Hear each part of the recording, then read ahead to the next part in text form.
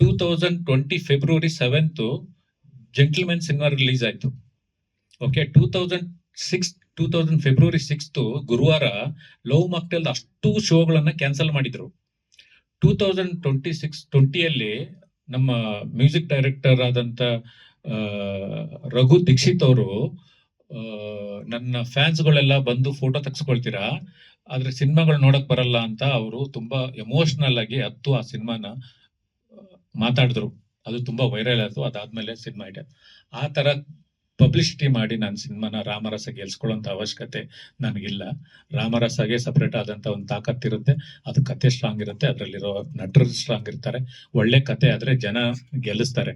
ನಂದೆಲ್ಲ ಪೆಂಟಗನ್ನು ಸಾಕಷ್ಟು ಬೇರೆ ಬೇರೆ ವಿಷಯಗಳಿಗೆ ಪ್ರಚಾರ ಸಿಕ್ತು. ಅದಕ್ಕಿಂತ ಮುಂಚೆ ಲವ್ ರಚ್ಚುಗೂ ಸಾಕಷ್ಟು ಬೇರೆ ಬೇರೆ ರೀತಿಯ ಪ್ರಚಾರ ಸಿಕ್ತು. ಆದ್ರೆ ಜನ ಬಂದು ಏನ್ ಸಿನಿಮಾ ನೋಡಿಲ್ಲ. ಈ ತರ ನೆಗೆಟಿವ್ ಪ್ರಮೋಷನ್ ಮಾಡೋದ್ರಿಂದನೋ, ಇವ್ರ ಹೆಸರು ಹೇಳ್ಕೊಂಡು ನನ್ನ ಸಿನಿಮಾನ ಪ್ರಮೋಷನ್ ಮಾಡ್ಕೊಳ್ಳೋದ್ರಿಂದನೋ ಜನ ಬಂದು ಥಿಯೇಟರ್ಗೆ ಬಂದು ಸಿನಿಮಾ ನೋಡ್ತಾರ ಅನ್ನೋ ಅಷ್ಟು ಮುಟ್ಟಾಳ ನಾನೇನಲ್ಲ.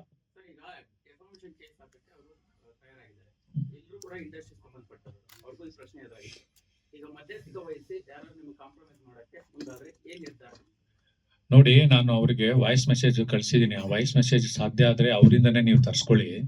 ನಾನು ಅವರಿಗೆ ದುಡ್ಡು ಡಿಮ್ಯಾಂಡ್ ಮಾಡಿಲ್ಲ, ಬೇರೆ ಏನನ್ನು ಡಿಮ್ಯಾಂಡ್ ಮಾಡಿಲ್ಲ. ನಾನು ಕೇಳ್ತಾ ಇರೋದು, ಕತೆ ನಮ್ಮಿಂದ ಇನ್ಸ್ಪೈರ್ ಆಗಿದ್ದೀರಾ, ಅದಕ್ಕೇನು ಕೊಡ್ಬೇಕು ಅದನ್ನು ಕೊಟ್ಬಿಡಿ, ಅಷ್ಟೇ ನಾನು ಕೇಳಿದ್ದು. ಅದನ್ನ ಚೇಂಬರ್ ಅಲ್ಲಿ ಡಿಸೈಡ್ ಮಾಡ್ಬಿಟ್ಟು ಅದಕ್ಕೆ ಸಮರ್ಥವಾದಂತ ಒಂದು ಅವರು ಕೇಳಿದ್ರೆ ನಮಗೂ ಸ್ಯಾಟಿಸ್ಫೈ ಆದ್ರೆ ನಾವು ಹಾಕ್ತೀವಿ, ನಮಗೇನಿಲ್ಲ. ಅವ್ರು ಕೇಸ್ ಹಾಕ್ತೀನಿ ಅಂತ ಓಡಾಡ್ತಾ ಇರೋದು. ನಾನು ಇಲ್ಲಿವರೆಗೂ ನಾನು ಬಿಟ್ಬಿಟ್ಟೆ. ಯಾವಾಗ ಅವ್ರ ಮಗಳ ಮೇಲೆ, ಅವರು ಹೆಂಡತಿ ಮೇಲೆ ಪ್ರಮಾಣ ಮಾಡಿದ್ರು, ನಾನು ಅವತ್ತು ಬಿಟ್ಬಿಟ್ಟೆ ಅದನ್ನ. ಈ ವಿಷಯನ ಬಿಟ್ಬಿಟ್ಟೆ. ಆಯ್ತು, ನಿಮ್ಗೆ ಆತ್ಮಸಾಕ್ಷಿ ಒಪ್ಕೊಳ್ಳಲ್ಲ ಅಂತಂದ್ಮೇಲೆ ಬಿಡಿ ಅಂತ ಬಿಟ್ಬಿಟ್ಟೆ. ನಾನು ಆತ್ಮಸಾಕ್ಷಿ ಒಪ್ಕೊಂಡಿಲ್ಲ ಅಂದ್ಮೇಲೆ ಏನ್ ಮಾಡೋಣ? ಏನ್ ಕೇಸು ಏನಿದು? ನಾನು ಬಿಟ್ಬಿಟ್ಟೆ. ಅದಾದ್ಮೇಲೆ ಒಬ್ಬ ರೈಟರ್ ಆಗಿ ಅವ್ರ ಫೇಸ್ಬುಕ್ ಅಲ್ಲಿ, ಮತ್ತು ಅವ್ರು ಬರ್ದಿರೋ ಉದ್ದೇಶ ಒಂದೇ ಇದೆ. ಆ ಫೇಸ್ಬುಕ್ ಅಲ್ಲಿ ನೀವೆಲ್ಲರೂ ಓದಿದ್ದೀರ ಅನ್ಸುತ್ತೆ. ನಾವು ಡಾರ್ಲಿಂಗ್ ಕೃಷ್ಣ ಅವ್ರ ಬಗ್ಗೆ ನಾವ್ ಏನ್ ಅದ್ರಲ್ಲಿ ಬರ್ದಿರ್ಲಿಲ್ಲ. ನಾವು ಬರ್ದಿರೋದು ಒಂದೇ ವಿಷಯ. ಇನ್ನು ಮೇಲೆ ದಯವಿಟ್ಟು ಯಾರಿಗಾದ್ರೂ ಕತೆ ಹೇಳ್ಬೇಕಪ್ಪ ಅಂತಂದ್ರೆ ಒಂದು ಕ್ಯಾಮ್ರಾ ತಗೊಂಡೋಗಿ, ಗ್ರೀನ್ ಮ್ಯಾಟ್ ತಗೊಂಡೋಗಿ, ಹಿಂದೆ ಗ್ರೀನ್ ಮ್ಯಾಟ್ ಹಾಕ್ಬಿಟ್ಟು ಒಂದು 3 ಕ್ಯಾಮ್ರಾ ಇಟ್ಬಿಟ್ಟು ಕತೆ ಹೇಳಿ. ಯಾಕೆ ಅಂದ್ರೆ ಯಾರಿಗ್ ಗೊತ್ತು? ನಮ್ಮ ಕತೆನೇ ಹೇಳಿಲ್ಲ ಅಂತಂದ್ರೆ ಮೋಸ ಮಾಡಿದ್ರೆ ಏನ್ ಮಾಡೋಣ ನಾವು? ಇನ್ಮೇಲೆ ಪ್ರತಿಯೊಬ್ಬ ರೈಟರ್ಸು, ಪ್ರತಿಯೊಬ್ಬ ಡೈರೆಕ್ಟರ್ಸು ಕತೆ ಹೇಳ್ಬೇಕಪ್ಪ ಅಂದ್ರೆ ವಿತ್ ರೆಕಾರ್ಡ್, ಕ್ಯಾಮ್ರಾದಲ್ಲಿ ರೆಕಾರ್ಡ್ ಆಗೋ ತರಾನೇ ಕತೆ ಹೇಳಿ ದಯವಿಟ್ಟು. ಇಲ್ಲ ಅಂತಂದ್ರೆ ಈ ತರ ಆಗ್ತವೆ. ಅದು ಇಂಡಸ್ಟ್ರಿಯಲ್ಲಿರೋ ಅಪ್ಕಮಿಂಗ್ ಡೈರೆಕ್ಟರ್ಸ್ಗಳಿಗೆ, ಅಪ್ಕಮಿಂಗ್ ರೈಟರ್ಸ್ಗಳಿಗೆ ಮನವರಿಕೆ ಆಗ್ಲಿ ಅನ್ನೋ ಒಂದು ಉದ್ದೇಶಕ್ಕೋಸ್ಕರ ಅವರು ಫೇಸ್ಬುಕ್ ಅಲ್ಲಿ ಬರ್ದು ಹಾಕಿದ್ರು. ಅದನ್ನ ಬಿಟ್ಬಿಟ್ಟು ಬೇರೆ ಏನು ಉದ್ದೇಶ ನಮ್ಗಿರ್ಲಿಲ್ಲ. ಅದಾದ್ಮೇಲೆ ಅವರು ಬೇರೆ ಬೇರೆ ಪೇಪರು ಮತ್ತು ನ್ಯೂಸ್ ಪೇಪರ್ ಅವ್ರು ಹೇಳ್ತಾರೆ, ಏನೋ ಹೆಡ್ಲೈನ್ ಬಗ್ಗೆ ಹೇಳಿದ್ರಲ್ಲ, ಏನು ಅಲ್ಲ, ಯಾವ್ದೋ ಹೆಡ್ಲೈನ್ ಬರ್ಸ್ಕೊಳಕ್ಕೂ ಒಂದೇನೋ ಇರ್ಬೇಕಂತ ಏನ್ ಹೇಳಿದ್ರು ಅವರು? ಏನೋ ಹೆಡ್ಲೈನ್ ಬರ್ಸ್ಕೊಳಕ್ಕೂ ಯೋಗ್ಯತೆ ಇರ್ಬೇಕಂತೆ. ನೋಡಿ, ಇಂತ ಉಡಾಪೆಗಳನ್ನ ಮಾತಾಡ್ತಾರೆ. ನಾವು ನನ್ನ ಸಿನಿಮಾದಲ್ಲಿ ರಾಜಾಹುಲಿಯಲ್ಲಿ ಅದಕ್ಕಿಂತ ಮುಂಚೆ ವಾರಸ್ದಾರ ಮಾಡದೆ ರವಿ ಬೆಳಗೆರೆ ಅವ್ರು ಆಕ್ಟ್ ಮಾಡಿದ್ರು. ರಾಜಾಹುಲಿಯಲ್ಲಿ ಹಂಸಲೇಖ ಸರ್ ನನ್ನ ಜೊತೆ ಟ್ರಾವೆಲ್ ಮಾಡಿದ್ರು. ರುದ್ರತಾಂಡವದಲ್ಲಿ ಗಿರೀಶ್ ಕಾರ್ನಾಡ್ ಅವ್ರು ಟ್ರಾವೆಲ್ ಮಾಡಿದ್ರು. ಜಾನ್ ಜಾನಿ ಜನರದಲ್ಲಿ ಮಾಲಾಶ್ರೀ ಮೇಡಮ್ ಅವ್ರು ಟ್ರಾವೆಲ್ ಮಾಡಿದ್ರು.